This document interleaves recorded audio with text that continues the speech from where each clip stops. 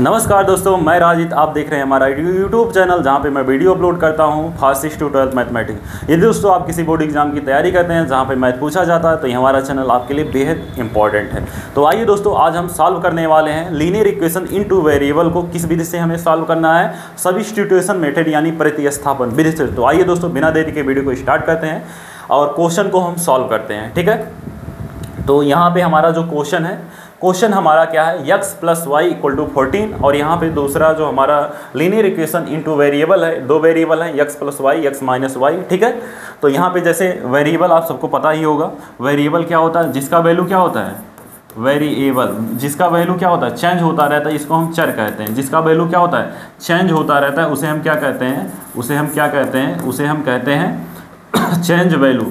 उसे हम कहते हैं, क्या कहते हैं, चर कहते हैं, जिसका वैल्यू चेंज है। जैसे x - 2 = 0 तो x = 2 हो गया। कहीं पर x - 5 = 0 है तो x की वैल्यू क्या होगी, 5 हो गई। ऐसे इसका वैल्यू क्या होता है, चेंज होता रहता है, तो जिसकी वैल्यू बदलती रहती है उसे हम वेरिएबल कहते हैं। जैसे x, y, z, m, n, p, q, etc। ठीक है, इसके बाद कांस्टेंट टर्म क्या होता है, कांस्टेंट मतलब होता है अचर पद। अचर क्या होता है, जिसका वैल्यू क्या होता है, फिक्स रहता है, जिसका वैल्यू कभी बदलता नहीं है, उसे हम क्या कहते हैं, फिक्स वैल्यू, उसे हम कहते हैं अचर। ठीक है, तो यहाँ पे जैसे जितने भी नंबर हैं 1 2 3 4 5 ये सब क्या है, कांस्टेंट टर्म है। ठीक है, अब हमारा जो क्वेश्चन है x + y = 14। यहाँ पे इक्वल टू का साइन है इसलिए इक्वेशन हो गया। इसका सारा कंसेप्ट हमने जो है इसके जो चैप्टर वाला इंट्रोडक्शन का है उस लेक्चर में हमने पूरा डिटेल इसको बताया है। यदि आप वो अच्छे से देखेंगे तो सारा कंसेप्ट आपका अच्छे से क्लियर हो जाएगा। तो यहाँ पे हम सॉल्व करने वाले हैं प्रतिस्थापन विधि से।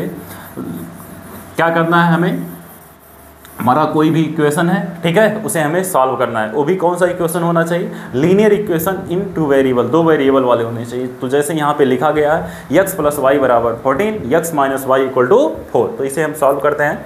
तो सबसे पहले हमें प्रतिस्थापन विधि से करना है। तो प्रतिस्थापन विधि होता क्या है, जैसे यहाँ पे हम लिख दें प्रतिस्थापन विधि।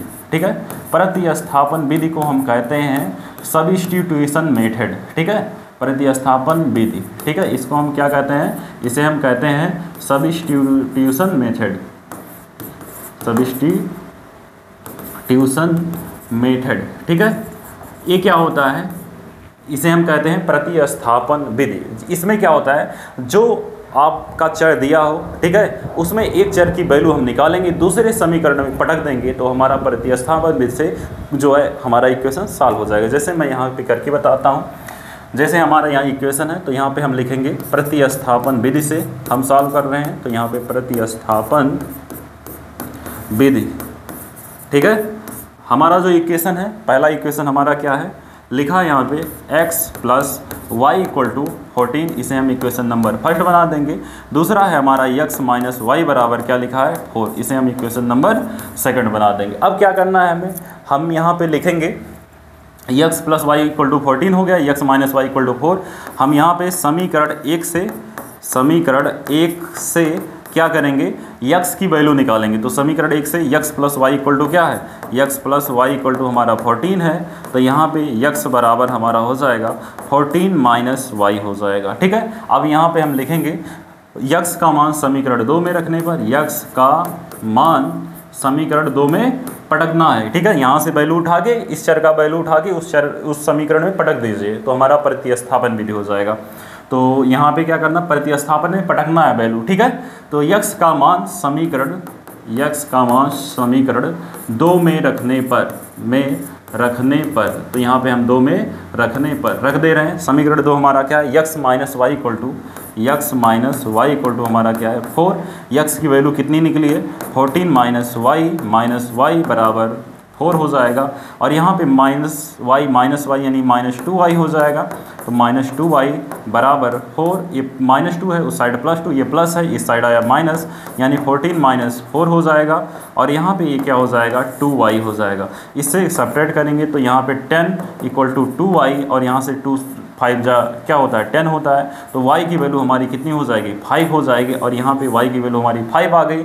अब इस y का मान समीकरण 1 2 में रख के आप x का मान निकाल सकते हैं। तो यहाँ पे हम निकाल के आपको बता दे रहे हैं y का मान समीकरण 1 में रखने पर, समीकरण 1 में रखने पर, समीकरण 1 हमारा क्या है, x प्लस वाई बराबर 14। तो यहाँ पे आप y की वैल्यू 5 रख दीजिए, तो x प्लस 5 इक्वल टू हो जाएगा 14, और ये प्लस है उस साइड जाएगा माइनस, तो x बराबर 14 माइनस 5।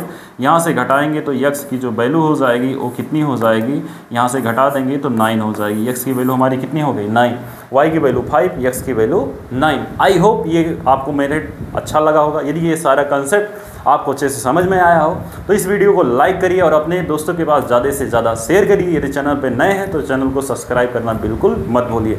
मिलते हैं इन्हीं कंसेप्टों के साथ नेक्स्ट वीडियो में, तब तक के लिए थैंक यू सो मच।